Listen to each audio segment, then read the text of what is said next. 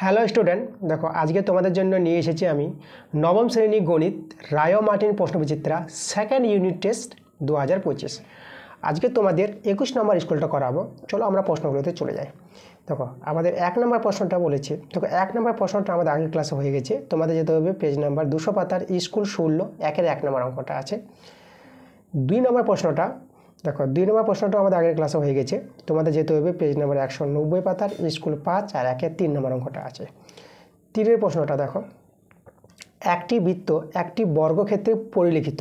তাহলে বর্গক্ষেত্রে বাহুর দৈর্ঘ্য দেওয়া আছে 5 সেমি। তাহলে বৃত্তের ব্যাসার্ধের দৈর্ঘ্য কত? আমাদের কি বলেছে? একটি বৃত্ত বর্গক্ষেত্রে পরিলিখিত আছে। ঠিক আছে, মানে এই যে আমাদের বৃত্তটা আছে না, এই যে আমাদের একটা বৃত্ত আছে, তাহলে বর্গক্ষেত্রে পরিলিখিত মানে ভিতরে আছে বর্গক্ষেত্রটা। এবার আমাদের একটা বর্গক্ষেত্র আছে বৃত্তের মধ্যে। তাহলে এবার কথা দেখো তো, একটি বৃত্তটা বর্গক্ষেত্রে পরিলিখিত, ঠিক বলেছে এইভাবে। তাহলে এইভাবে কিন্তু আমাদের ছবিটা হবে। তাহলে আমাদের বলে দিয়েছে বর্গক্ষেত্রের বাহুর দৈর্ঘ্য। ঠিক আছে, বর্গক্ষেত্রের বাহুর দৈর্ঘ্য বলেছে কত? 5 সেমি। তাহলে বর্গক্ষেত্রের কর্ণের দৈর্ঘ্যটা হবে বৃত্তের ব্যাস, তাই না? দেখো বর্গক্ষেত্রের কর্ণের দৈর্ঘ্য বৃত্তের ব্যাস। তাহলে দেখো তো আমরা বৃত্তের ব্যাস কিন্তু আমরা বের করতে পারবো। বর্গক্ষেত্রের কর্ণের দৈর্ঘ্যটা বের করতে পারবো, যেহেতু বাহুর দৈর্ঘ্য জানা আছে। বর্গক্ষেত্রের কর্ণের দৈর্ঘ্যের সূত্রটা আমাদের জানতে হবে √2 × বাহু দৈর্ঘ্য। এই যে দেখো, মানে 5√2। এটা হচ্ছে আমাদের বর্গক্ষেত্রের কর্ণের দৈর্ঘ্য। আর এটাই তো আমাদের কি বৃত্তের ব্যাস, এটা আমাদের বৃত্তের ব্যাস। তাহলে ব্যাসার্ধ কত পাবো? তা দেখো ব্যাসার্ধ আমাদের দেখো ব্যাসই বের করতে বলেছি, ব্যাসার্ধ দরকার নাই। তাহলে বৃত্তের ব্যাস পেয়ে গেছি 5√2, যেটা আমাদের A নাম্বার অ্যান্সারটা। আচ্ছা, পরের প্রশ্নটা 4 নম্বর প্রশ্নটা আগের ক্লাসে তোমাদের করা হয়ে গেছে। তোমাদের যেতে হবে পেজ নাম্বার 196 পাতা স্কুল 12 1-এর 2 নম্বর অঙ্কটা। আগের ক্লাসে গিয়ে অঙ্কটা দেখে নেবা। আমরা চলে যাব পরের প্রশ্নে। দেখো পরের প্রশ্নটা আমাদের কি পড়েছে। আমাদের এখানে দেওয়া আছে, দেখো একটা শাড়ি আছে। তাহলে একটি শাড়ি 660 টাকা একটি শাড়ি বিক্রি করলো। এবার শাড়ি বিক্রি করে রমার যত টাকা লাভ হলো, 640 টাকা যদি বিক্রি করতো তত টাকায় ক্ষতি হতো। তা রমার শাড়িটির ক্রয় মূল্য মানে কত টাকায় কিনেছিল সেটা আমাদের বের করতে বলেছে। দেখো শাড়ির ক্রয় মূল্য আমরা ধরে নেব। আমরা এখানে লিখব শাড়িটির ক্রয় মূল্য, যেটা আমাদের সিপিকে বলা হয় ক্রয় মূল্য। তাকে আমরা X টাকা ধরে নিলাম শাড়ির ক্রয় মূল্য।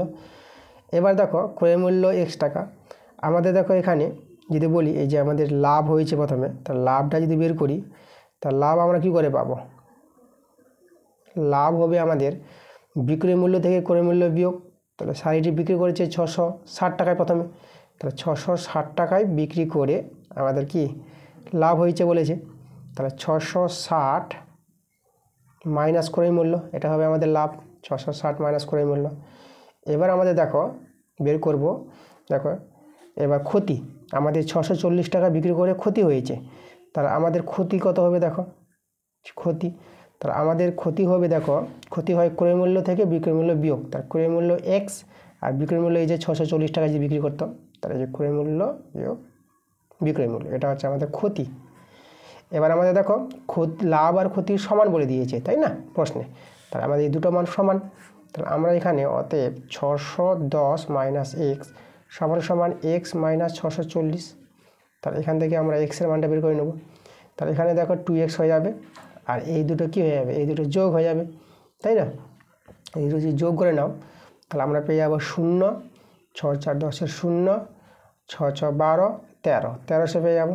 এটা দিয়ে যদি আমরা কাটাকাটি করি, তাহলে দেখো তো আমরা কত হবে? 1300 অর্ধেক 650 পেয়ে যাবো আমরা, তাই না? তাই এই যে 1300 অর্ধেক 650 টাকা আমাদের অ্যান্সার। এই যে তাহলে শাড়িটির ক্রয় মূল্য যেটা এই যে 650 টাকা, এটাই হচ্ছে আমাদের সিপি, 650 টাকা অ্যান্সার। আচ্ছা, চলে যাবো আমরা পরের প্রশ্নে। পরের প্রশ্নটা দেখো আমাদের কি বলেছে। ABCD সামুদ্রিক আছে, কোণ A কোণ B দেওয়া আছে 3:2, এই দুটো কোণ অনুপাত দেওয়া আছে। তার সামুদ্রিকটির কোণগুলির পরিমাপ লেখো। এই যে সামুদ্রিকের কোণগুলি বলতে এই যে A কোণ আর B কোণ, এর পরিমাপ বের করতে বলেছে। তাহলে আমাদের দেখো সামুদ্রিকের ছবিটা, ABCD আমাদের সামুদ্রিক বলে দিয়েছে, ABCD। তাহলে এই সামুদ্রিকে দেখো এই যে কোণটা A কোণটা, এই যে অনুপাত থেকে দেখো 3, তাহলে A কোণটাকে আমরা 3x নিয়ে নিলাম। আর যে B কোণটা আছে 2 থেকে আমরা 2x নিয়ে নিলাম। তা সামুদ্রিকের এরকম পাশাপাশি দেখো এই সামুদ্রিক এই দুটো বহুত সমান্তরাল, এই বিটা আমরা ভেদক বলতে পারবো। তাহলে দুটো কোণের যোগফল কী হবে? 180 ডিগ্রি হয়।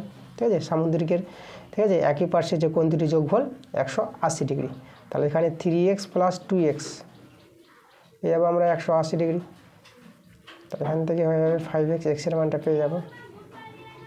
এটা কাটাকাটি করে নাও, 5 × 3 = 15, আর এখানে চলে আসলো 5 × 6 = 30। তাহলে এক্সের মান কত?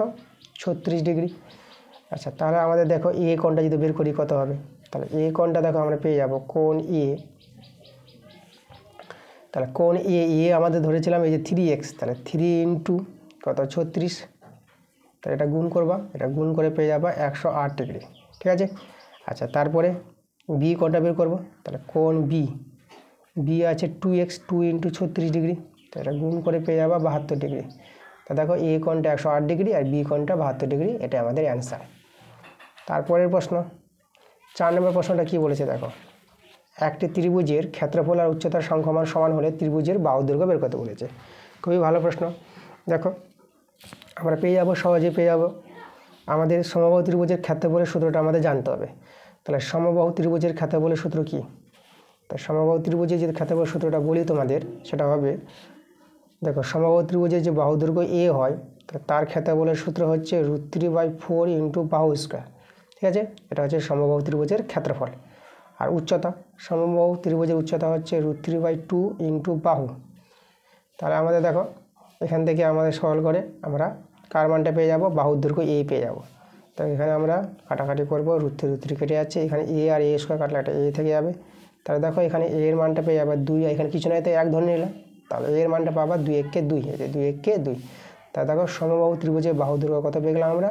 এই যে 2 একক, এটা আমাদের অ্যান্সার।